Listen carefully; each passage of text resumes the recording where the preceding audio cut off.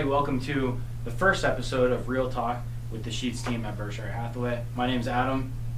I'm Mom Brenda. And we're two of the 7 members of the Sheets team. Keep in mind, this show is filmed live, and we're doing real world issues in a real world environment. So if you hear a phone ring or somebody walking in and out of the door, it's just part of the process because we do film this in our office. We're going to take you through the first episode of this and give you information regarding first-time home buying. This process can seem overwhelming to a lot of people. Our whole mission is to take the mystery out of the buying process. So just know that everything we're going to tell you and explain to you is something we help you get through from A to Z. So we've got you covered through the entire thing. We're going to spit a lot of information at you, and at the end of it, we're going to give you a link where you can find everything that we've outlined on our website, www.sheetsteam.net. That'll come at the end, but let's get it started and get you the information you want regarding your first home purchase. So the first place you're going to start is with financing. I'm going to equate it to going out to a restaurant. So let's say you go to a really expensive restaurant, you order the most expensive thing on the menu, and then you get the check. Unfortunately, you didn't check the card balance before you got there to know if you had the funds to buy the dinner. So it's the same thing with a house. You have to get pre-qualified from a lender to know that you can afford the house, and specifically what amount of a house that you can afford to purchase. So important things to consider when you're talking to a lender, which we'll be happy to give you recommendations for, is the different types of financings that are available to you. There's an FHA mortgage, which lets you get in for as little as 3.5% down. There's a VA mortgage available to veterans, which will let you buy a house for 100% down. And then Nope, that was wrong. 0% down, 100% financing. Oh, sorry. Right. VA is 100% financing with 0 money down. Okay, and then there's conventional financing, which can be as little as 5% down or as much as 20% down if you want to avoid what's called mortgage insurance. So it saves you a little bit of money on your mortgage payment. After the financing part of it, you obviously have your credit. A lot of people think that their credit isn't good enough, and Or don't know if their credit's good enough. Or don't know if their credit's good enough, and a lot of people don't realize all the programs that are out there right now that can help you get into a home even if you don't have an 800 credit score. Right now we're seeing programs offering as little as in the 500s as far as credit scores go for FHA loans. But the bigger portion of this is when you do get into your home or get into the process of buying your first home, in the period between signing the contract and closing, you're just kind of hanging out. Maybe you're packing up your old house and you're looking to buy some new furniture for your new house. Don't finance anything in that process, because when you do that, it throws off your loan to debt and your income to debt, and it will make it so that you can't get your home. So the day before closing, you're going to call from your lender, hey, so I see that you financed the couch at American Signature.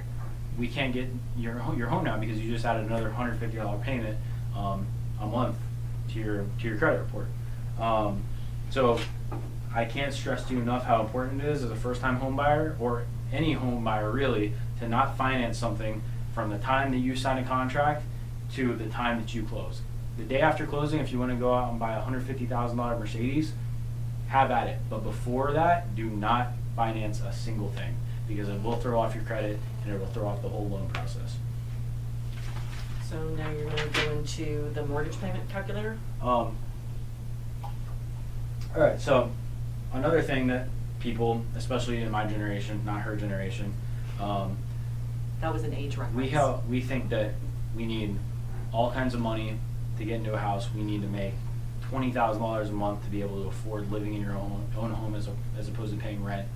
But it's not true, because right now with the 3.5% down program or the 5% down, you obviously don't need as much cash as what a lot of people think you do. And also, your mortgage, as a rule of thumb, every $100,000 that you finance will be $500 for a mortgage payment. So a $100,000 home is $500 just for the mortgage. That doesn't include your taxes and insurance, which would be another $200 to $300. Or if there's an HOA, homeowners association, they're going to have a fee that it could be all over the board. say it's $80, say it's $300. It doesn't include that. But your mortgage will only be $500 per $100,000 that you finance, as a rule of thumb. And that's a very good way to decide what you can afford. If right now you think you can afford a $200,000 house, you better make sure that you have at least $1,000 to cover your mortgage payment. After that, we're going to talk about pre-approvals, and my mom's going to take it away with the pre-approval and the pre-qualification and the loan approval. So there's a couple of different types of approval you can get. The one most people get at the time they make an offer on a house, again, either one of these instruments are required at the time we make an offer on a property. So the first one, the most common one, is called a pre-qualification letter. This is where you call a lender and you say, hey, I want to buy the house at this address. These are my expenses. This is my income. This is my, my car payment, whatever. Remember, credit cards, everything that you've got. They're going to look at that information, and then they're going to give you an idea of what you can qualify for in a mortgage, and then they're going to give you a pre-qualification letter. The next step in the game is called a loan commitment. This is your strongest instrument to buy a house. This is where you physically give the documentation of what you told the lender in the pre-qualification process. You're physically going to give them your bank statements, your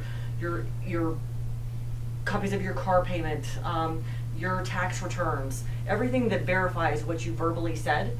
So that is what gets you the loan commitment. The loan commitment is the best instrument, again, when you make an offer. It says to the seller, it says, look, this buyer is pre-approved, they've given the lender all their documentation, it's all been verified, they're good to go. Because without that, it's a ghost, basically. They're not going to entertain your offer. Well, without one of the instruments, you have to have either a loan commitment or a pre-qualification letter. But one of those instruments is required at the time we present an offer on a property. Always, always, always. Next, we're going to go to when you actually get the pre-approval or the pre-qualification, you're going to want to go look at homes. You're going to want us to take you out and see your favorite homes. And I'm also going to let my mom handle that. It has to do with our MLS system and setting you up on a portal so that we can narrow down the search to exactly what you want. So the MLS system is our multiple listing service. That's the service that we subscribe to that allows us to access property listings from all over Lee County. And actually our MLS system goes all the way from North Fort Myers to Marco Island. So everything in this area is included. So basically what we do is we ask you your specific home criteria. What bedrooms do you need? What bathrooms do you need? What's the size of the home you need to be under air? What type of home? Villa, condo, single family, things like that. Once we identify that, then we set up for you the client portal. Now the client portal has to be kind of broken up into two different categories, if you will. The must-haves and the would-like-to-haves. So the must-haves are the bedrooms, the bathrooms, the square footage, things like that, the garage. The like-to-haves are fenced yard, hardwood floors, things like that. So decide what you can't live without and what would be nice to have, but you can live without. Two different things. Once we get the portal set up, we can queue it to where you receive listings every morning, every afternoon, as soon as they're listed, depending on your sense of urgency. So it's a really inobtrusive way to get listings to your desktop without you having to do all the work, because that's our job. The other thing we want to point out is when searching online, depending on what website you're looking at, we tell people that those sites will give you a great idea of what our properties look like, but it's not where you go for current information, meaning I'll give you the example of this. So I have a client coming into town this weekend, and I've been sending him homes over the last couple of weeks from our MLS system. It's narrowed down to exactly what he wants, and it's real time, and it is exactly what is on the market right now. So he's coming into town on Saturday. Yesterday he sent me a long list of about 12 homes, and I didn't recognize some of the addresses, so I sent him a text and I said, hey, did I send you all these listings? He said, no, a few of them you did, but the other ones I found on Realtor, Zillow.com, Trulia, all those websites. And then I went and looked them up on our MLS system. Only 4 of them were available, and those 4 that were available are the ones that I sent him from the MLS. All the other ones on Zillow and Realtor and Trulia were not actual listings. So he had it in his head that we were going to see 12 properties, but after I narrowed it down, we're seeing 4, and that's exactly what our MLS system will do. It's exactly what he wanted, and there's a reason that even if those were on the MLS, they wouldn't have come into his portal, because it's something that he went with a lot of the would like to haves and not the must haves, and came up with all these other properties. When we go look at houses, we actually recommend that you pick your top 5 to 6. It's the kitchen you want, it's the price point you want. If it's in a gated community and there's an association fee, the fee works within your budget, things like that. If we go look at those top 5 to 6 homes and we don't find something that you absolutely fall in love with, we come back to the office, we pull up your client portal, we figure out what in that criteria needs to change to find your perfect home. Honestly, what we see is if someone looks at more homes than that, once you hit about house number 6, you can't remember which house had which kitchen, who had the fenced backyard, who had, you know, the nice tile floors. They all start to run together. So our job is to hone your client portal in to only send you those listings that match exactly what you're looking for, and then out of those, pick those that seem like your perfect match. So our team, we're all pretty good listeners, so we're really good at honing in and finding you what you're looking for and making the process as easy for you as we can. Next step, once we narrow it down to the 5 or 6, then you narrow it down even further than that. We find that perfect property that you've been looking for however long. We get to make an offer. Right now, homes are selling within 7% of the list price. So 3 to 7% of the list price. So thinking, at least in today, that you're going to get a $200,000 house for $100,000 is not going to happen in our market in 2016. So what we'll do is we'll look at all the comparable properties that have sold in the area that you're looking for, and we can tell you, okay, this very similar house sold for, say it's a $200,000 house, sold for $193,000. So the next door neighbor probably isn't going to take $140,000 when the same house sold next door for $193,000 to the $200,000. There's a couple of key components when it's time to make an offer. So obviously the price is the first thing. That's the first thing we get out of the way. Then the next thing is called your escrow deposit. It's your good faith deposit. It's the cash you put up at the time of the offer that says, hey, Mr. Seller, I'm real, I'm vested in this property, I'm ready to go. Depending on the price point of the house, we'll generally start at maybe $1,500. That's for a home that's in the like $150, $175 range. Obviously that escrow deposit, that good faith deposit amount goes up depending on the purchase price of the house. There's not a set formula to determine what that escrow deposit will be. We just kind of gauge it individually on the price point of the home. So we've got the price point, we've got the escrow deposit, we have the inspection period. Generally our inspection periods are 7 to 10 days. We usually try to get them out of the way within the first 2 or 3 days. You want it out of the way and the seller wants it out of the way. So we can deal with any issues that may come up very early in the process. And then the final thing is the close date. So when do you want to close? So depending on the loan product that we talked about before, there's FHA and VA. Those close within 45 days. Conventional closes within 30 days. And if you're lucky enough to be a cash buyer, we can do closings as quickly as 7 days. So it just depends on what you're looking for. Generally speaking, 30 to 45 days is average in our current market. One thing that gets questioned a lot is, how am I protected? What is the escrow deposit? And is it just theirs? Do they get to keep it? What happens with the escrow deposit? In our contracts, we have a list of contingencies. The first one, not in any order, but the first one I'm going to bring up is the financing contingency. If you put a $1,500 escrow deposit up and say 2 weeks in, your lender tells you you lose your job, and your lender says, well, okay, you can't get financed. You are not able to obtain financing, which means that you get your escrow deposit back, because that's built into the contract to protect you. The next one is the inspection contingency. If in that 7 days or 10 days you have the inspection and it turns out that the roof has a leak that's going to require a $15,000 fix, you don't have $15,000. So we can go to the seller and we say, hey, your roof's leaking, it's $15,000, will you fix it? If they say no, then you get your escrow deposit and you can back out of the contract because it was contingent on inspection and the inspection wasn't good. The third one is the appraisal contingency. So say you bought a $200,000 house, you offered $195,000. They accept a $195,000 offer, and the bank orders the appraiser to come out and do a valuation of the home. He will say he says that the house is actually worth $190,000. The bank will not loan you over $190,000 for that house because that's all they think it's worth. So for that extra $5,000, you can either go to the seller and say, hey, listen, you need to come down to the $190,000, or I can come up with $5,000 extra cash, because anything over the appraisal amount, you have to come up with cash, or they have to come down in price, or you meet in the middle. But they won't loan you over the $190,000. So if you decide that the house isn't worth $195,000, which is $5,000 more cash out of your pocket, you can back out of the contract and you get your escrow deposit back because it did not appraise.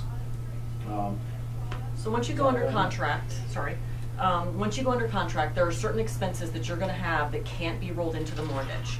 So we already talked about the escrow deposit. Then the next step is gonna be the inspections. So generally for a home and a termite inspection, you're gonna be looking out anywhere from $350 to $425, depending on the size of the home. Could be more than that, obviously, if it's a larger home, but generally speaking, you're gonna be $350 to $425. The next thing is, you're gonna write a check or give a credit card before that inspection is done. The next thing is the bank appraisal, and that's where the title company orders an appraisal on your property. Again, that's the valuation that the bank does to determine its value. An appraisal is gonna run you about $350. And again, the bank is gonna get that information from you before you actually get the appraisal done. So again, credit card or a check for that. The third thing, and let me back up. So let's say you're in an area that doesn't have central water and sewer, and maybe there's well and septic. So you may have a well and septic inspection too. Those are another few $100s. We don't have a lot of that here, primarily in the North Cape and Lehigh. So it doesn't affect most people, but it could affect you. So just numbers to keep in the back of your mind. Those are really the only out-of-pocket at this stage until you get to what you need to bring to closing. One thing that I want to mention again, in terms of what you're out of pocket with, is there are a lot of first-time homebuyer programs out there. There's a particular lender we work with right now that has grant money for your down payment assistance. So that's going to help with your down payment. And then we can also, depending on what your situation is, if you need more help, your closing costs, generally speaking, are going to be $5,000 to $7,000. We can try to get a portion of those rolled into the offer, meaning we could inflate our offer by X dollars to get those same dollars covered by the seller. So the seller would actually contribute to your closing costs. The amount that can be contributed are dictated by, one, what the seller's willing to do, but two, by the loan product. So certain products, loans will only allow a certain amount of contribution from the seller. So keep that in mind too, because that's a great way to get in with low money down. What do we have? Homeowners insurance, don't forget that. That's something that has to be factored in. We can give you recommendations of local companies, but we've had a couple of first-time home buyers who weren't aware that they had to insure the property. Any property's got to have insurance. If it's a condo, you're going to insure the inside because the association's going to insure the outside. If it's a single-family home or a townhouse, you're going to insure the whole property. So again, just keep that in mind. Another thing, homeowners insurance, homeowners association. If you buy something that has a homeowners association, you have to apply for the homeowners association. And keep in mind, we're throwing a lot of stuff at you. You won't just all of a sudden be surprised that you have to go get homeowners insurance or that you have to apply for the homeowners association, because we will help you through this whole process to make it easier on you. All this stuff, most of it you don't deal with. Most of it comes through us, we explain it to you, and then you give us a yes or no, and then we go talk to the other people, and we facilitate it all. And that's what we're here to do. That's why you use a realtor. If you are in an association, an important thing to know too is you're going to want a chance to review the rules and regulations. Generally speaking, those rules and regulations, again, if you're in an organized or a gated community, are going to be things like you can't park your swamp buggy in your front yard. You can't paint your front door purple without asking perhaps a committee. So again, some restrictions in communities, some more strict than other communities and some less strict. But if you're in a gated community or organized community, there are going to be some rules that kind of protect your property values and everybody's property values around you. Once we get to contract, you've come to an agreement on price, you've given your good faith estimate, you've gone through all of your inspections and appraisal, you're pretty much on coast until closing. So you may not hear a lot of us at that stage, but this is during the process where you're going to be providing all the documentation to your lender, getting all your ducks in a row to actually close. And in that time, like I said in the beginning of this, do not go finance something. Don't do it, because it will not allow you to get into your house. So you're going to have 30 to 45 days that you're just kind of hanging out and you're thinking, I just got a $200,000 house, I can go get a new car, do not go do it. Don't do it. Don't do it. I can't say it enough. Don't do it. Once it's time to close, once you've again on coast and you're providing all the documentation, when it's the day that you're scheduled to close, you're going to bring 2 forms of ID with you to the title company. The title company is who closes our properties here. There are a few attorneys that agents use to close. They're all licensed by the state. The same rules apply, but generally speaking, we close with title companies. So 2 forms of ID, and then your balance to close, whatever amount your lender has come up with that you're going to need to do your portion of the closing. Keep in mind that you don't get the keys to a house until the transaction funds. And what that means, funds. And what that means is you're at the closing table, you signed all the loan documents, which will take you 30 to 45 minutes, depending on how quickly you sign. Once you signed everything, the title company will then take those documents and fax them to your lender. The lender will then issue a funding number. And what that funding number does is release the amount that you're financing. So let's say you're financing 80%. It's going to release that 80% to come to the title company so that the title company can distribute those funds to the seller. So until those funds have come from your bank to the title company to the seller, you are not closed and you will not get the keys to the house until that happens. So don't schedule your closing for 4 o'clock on Friday afternoon, because there's a really good chance you won't be getting those keys until Monday. So Friday, early in the day, Monday through Thursday, any time of day is okay. Again, if you want the keys that day, the earlier in the day, the better. And the last thing that you're going to do before closing, you're going to wake up May 15th, it's your closing day, and say you close at noon, you're going to do your final walkthrough an hour or 2 hours before, because you're going to want to make sure that exactly what you paid for is exactly what you're getting when you sign your life over for your new house. You want to make sure that the roof's still there. You want to make sure that there's not a leak all over the floor. The Because appliances are still there. yeah, you want to make sure it's exactly how it was the day that you signed the contract. Because if not, I don't even want to think about it. But it's just a whole other issue in yourself. So after the walkthrough, you go over to the closing table, wherever the closing's at, you sign away, and as soon as it funds, you just buy your home. A lot of people, when they first buy a home, when they have something they want to do, maybe they want to put crown molding up, or maybe there was a repair that needed made, depending on what the seller did or did not do. Always feel free to start with us. We have a myriad of resources that we've accumulated over the years of reputable, good people that we're happy to share with our clients. We don't make anything off of that. That's just a service. So we always tell our clients, when you need something done and you don't know where to start with us, because that's part of what we do. I think that's all we have for you today regarding first-time home buyers. As always and forever, you can always call us at 239-645-5371 if you have any questions about any of this stuff. I'm pretty active on the Sheets Team's Facebook, which is facebook.com/the Sheets Team. You can find some useful information on our Instagram and our Twitter. But we don't just post real estate stuff and all these things. We do restaurant reviews, we do fun things to do around town. What else we have on there? You'll find the occasional listing and everything like that, but for our listings, we like for you to either call us at 239-645-5370. You can go on our website, which is www.sheetsteam.net. I'll attach that link probably somewhere up in this area of the video. So you can just click right on it. You can go on there and you can find testimonials. You can find some cool music that my mom thought was a good idea to put on the website. You can find our listings. You can find information about the area. You can find information about all these financing programs that we talk about. Some useful tidbits on there, and we always have a live chat feature that's active 24 hours, 7 days a week. So if you have a question at 1 a.m., you can message us and we'll message back. And yeah, again, visit us www.sheetsteam.net for any of your real estate needs. Keep in mind, right now, first-time home buyers, great programs out there. Grant money for down payment assistance, or maybe seller contribution towards your closing costs. Interest rates are really, really low. Recently had a client get an FHA mortgage at 2.99% interest rate. That's insane. Great programs. Now's a great time to buy, even though inventories are a little bit down. Get in there while you can. Why pay someone else's mortgage when you could be paying your own? That's all we got. Okay. Thank you so much. Yeah. pray for me. I'm about to hit the yay button. I don't wanna say nothing wrong, but it'd be wrong if I ain't say nothing. Imagine if I ain't say something, when none of you can say nothing. I done lost and made money, now I'm making something they can't